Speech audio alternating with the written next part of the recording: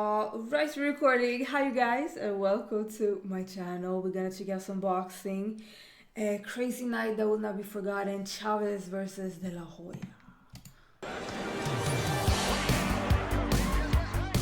Julio Cesar Chavez is the most renowned and greatest That boxer was a from Mexico, facade. but as often happens, after suffering a serious defeat, he was unable to regain his former form. Today we will talk about the legendary fight that buried the career of Julio Cesar Chavez, and we will also reveal all the details of the famous fight against Oscar de la Hoya, one of the scandalous fights of 1996. This guy's everywhere, Don King. Ugh. Snake. Chavez, 33, was a Mexican national hero entering the 99th professional fight of his career. Dios mío. Chavez entered the fight with a record of 96 wins, 1 loss, and 1 draw, with 78 victories coming by knockout. And even though he held the WBC junior welterweight title at that time, it seemed that his best days were clearly behind him. In 1993, he had a draw with Pernell Whitaker.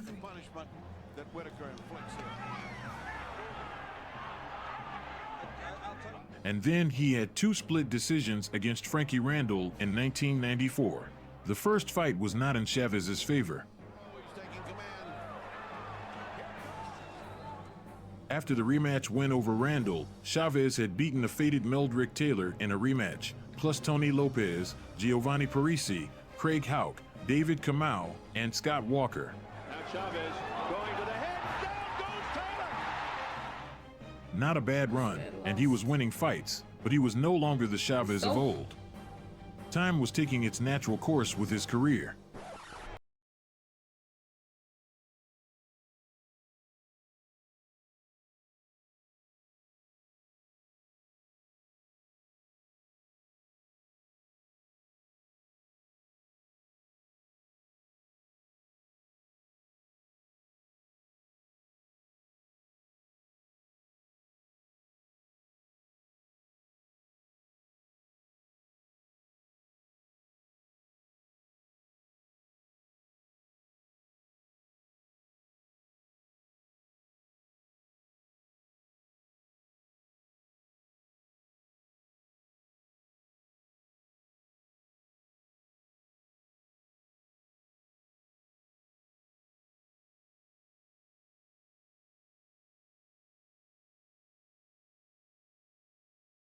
Yesterday, Richard, and I don't think it's gonna be effective. The fight was titled Ultimate Glory. On June 7th, 1996, Julio Cesar Chavez faced Oscar de la Hoya. Across Mexico and the United States, hundreds of thousands more gathered to watch Chavez, a man some saw as a god, box against de la Hoya, a man who sought to escape from the Mexican's shadow. The fight lasted less than 4 rounds. Vamos, chicos, vamos. De La Hoya got quite a welcome as well. Round number 1, 4 fights to De La Hoya. I get goosebumps. I'm nervous. Round KOs.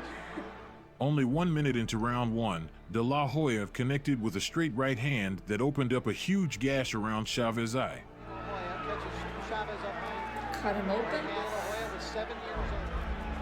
Now the bending at the waist in his career that he has developed now is already the I see it. I see blood. the eye of Chavez. De La Hoya, although Oh! it's already developed. So, bleeding badly. De La Hoya's in command.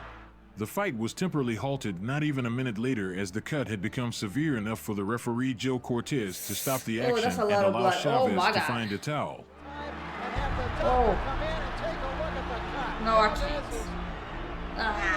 down. Though Chavez was able to continue, he was unable to get any momentum and was dominated by de la Hoya for the remainder of the fight. And this De La Hoya.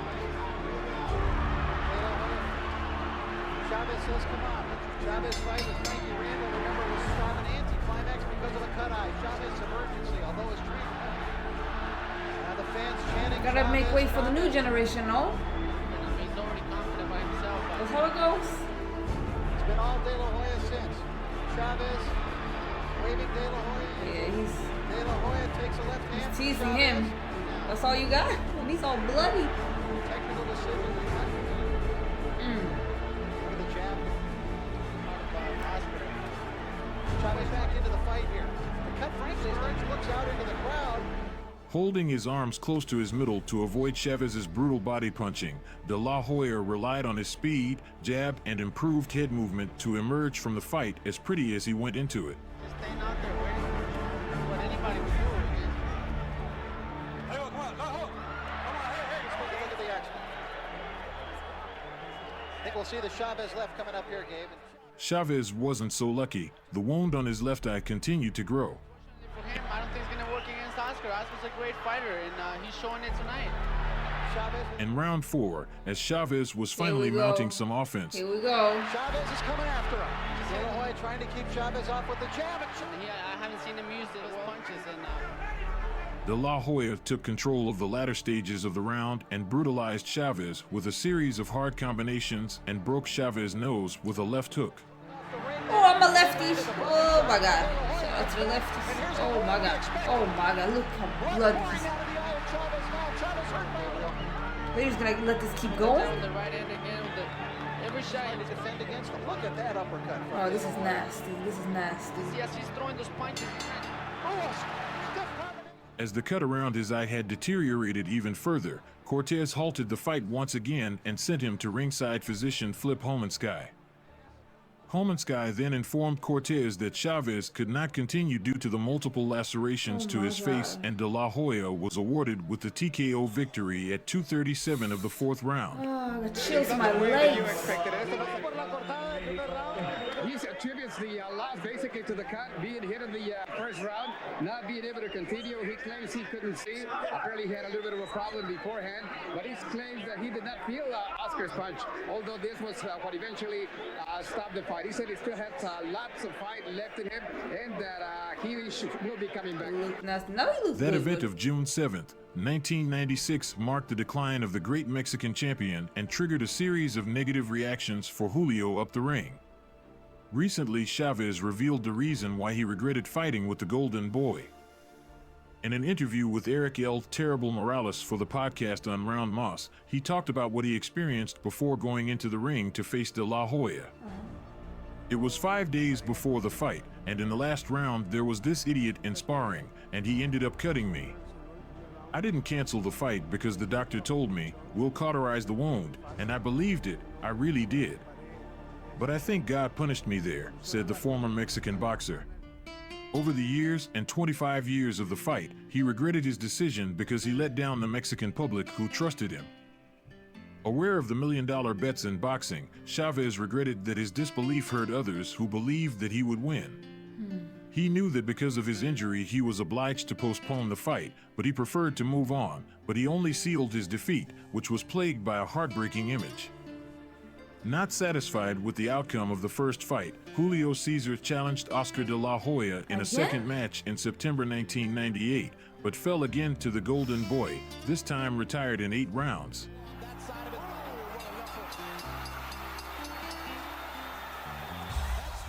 Chavez would just keep fighting for nearly another decade, even after the second loss to De La Hoya in 1998. In the end, Chavez retired with a record of 107 wins, 6 losses, and 2 draws, with 85 victories coming by knockout, and his own unquestioned place in the Hall of Fame as maybe Mexico's all-time greatest fighter. That's a crazy record. As for the Oscar, even if the Mexican fans never accepted it 100%, it would be fair to say that De La Hoya overall did okay for himself. Come on, In give this respect fight, to where it's he due. claims a world title in a 3rd weight class at age 23 in just his 22nd professional fight.